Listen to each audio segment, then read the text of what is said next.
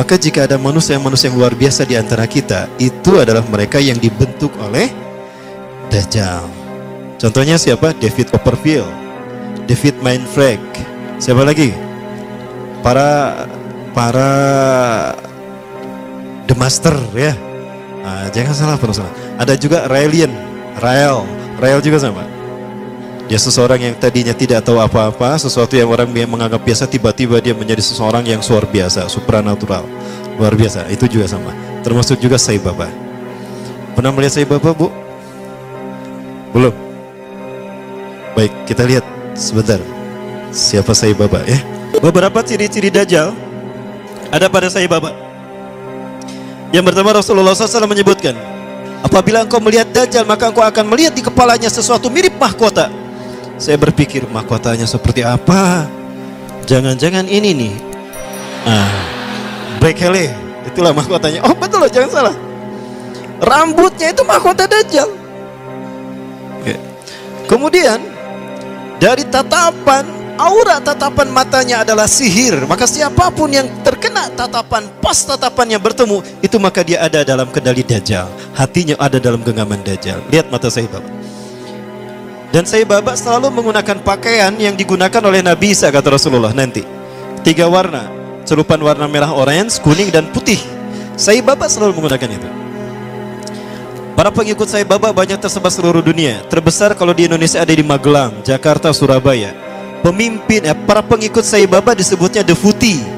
Pemimpin Deputi Indonesia, pengikut Sai Baba adalah pemimpinnya Anand Krishna. Pernah mendengar Anand Krishna ya?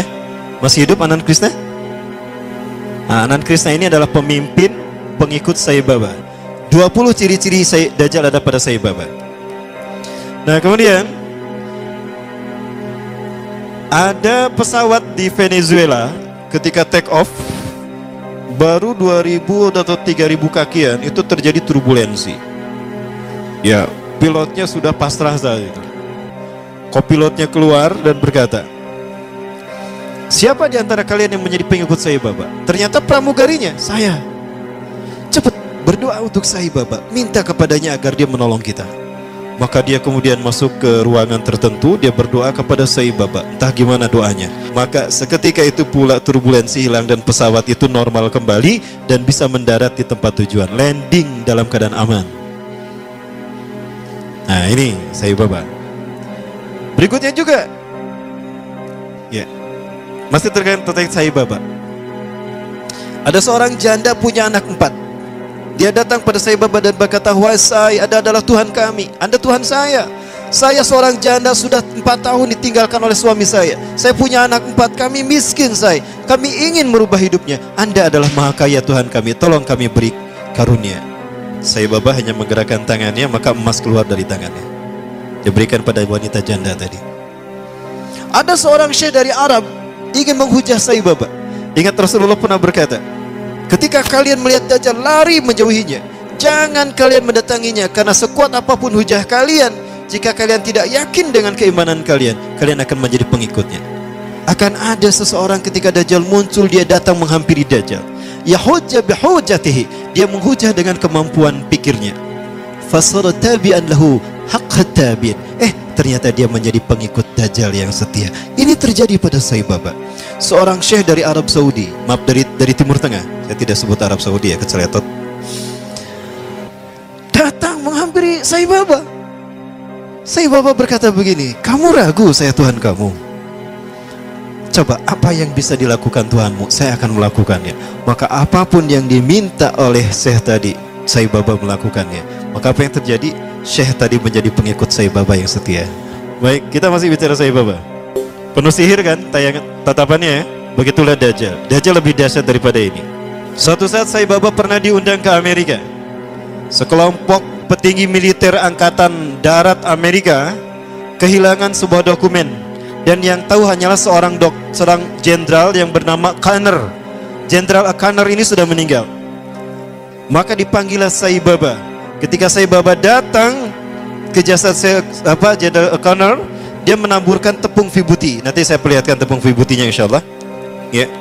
Menaburkan tepung vibuti yang langsung keluar dari tangannya entah dari mana. Maka dengan cara diusap, sebagaimana Nabi Isa alaihissalam membangunkan jasad yang sudah mati. Maka apa yang terjadi? Jenderal akan terbangun.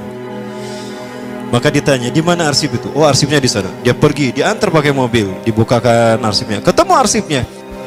Itu jin yang masuk ke dalam tubuh Jenderal Kanar. Kalau Nabi Musa alaihissalam menghidupkan yang sudah meninggal dalam kisah sapi betina Al-Baqarah, itu nyata betul-betul hidup. Di mana dipukul dengan sebagian dagingnya kan? Fadribuhu bi ba'diha. Pukul dengan sebagian dagingnya. Itu betul-betul hidup. Nah, dia pernah melakukan apa yang semacam hal itu ya. Jenderal Kanar pun bangun. Kemudian ada hal yang menarik lagi tadi ketika saya bapak. Saya coba perlihatkan tepung vibuti yang dia keluarkan, yang dengannya dia menyembuhkan orang yang buta, ya, menyembuhkan orang yang membangunkan orang yang sudah mati. Tapi sekali lagi ini biiznillah, dengan izin Allah. Allah mengizinkan kepadanya untuk melakukan itu sebagai sebuah istidraj. Apa istidraj? Rangsangan, ya. Apakah dia mau bertobat atau kembali kepada Allah Subhanahu wa taala? Sebelum ini muncul, ya ini agak lama.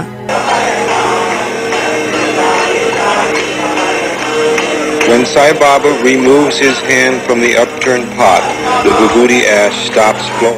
Seseorang berani menjual rumahnya, menjual mobilnya demi mendapatkan tepung vibuti walaupun hanya setitik saja.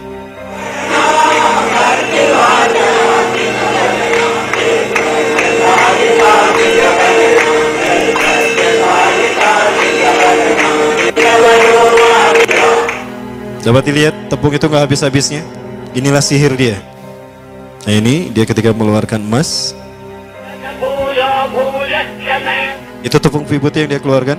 Ini ketika masih muda.